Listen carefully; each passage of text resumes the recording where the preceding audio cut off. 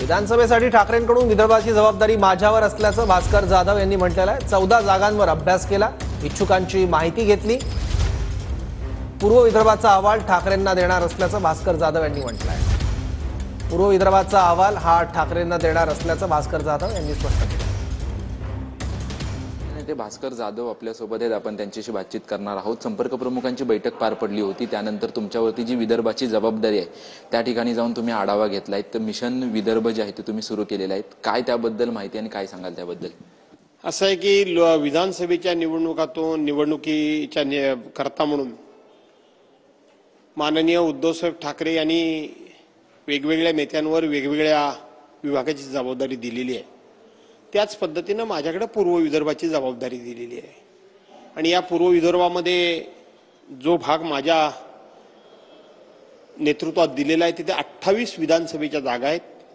2019 साली शिवसेना आणि भाजपा म्हणून त्या 19 जागा जिंकलेल्या होत्या आणि काँग्रेस राष्ट्रवादी काँग्रेसने 14 जागा जिंकल्या होत्या, भाजपा शिवसेनेने 14 जागा जिंकल्या होत्या।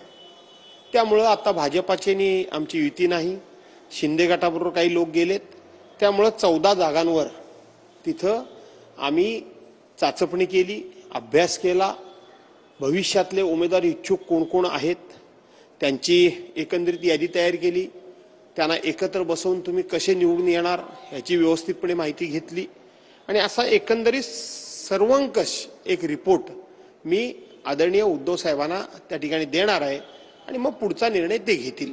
कॅमेरामॅन हरी नेगीसह निवृत्ती बाबर, TV9 मराठी, मुंबई।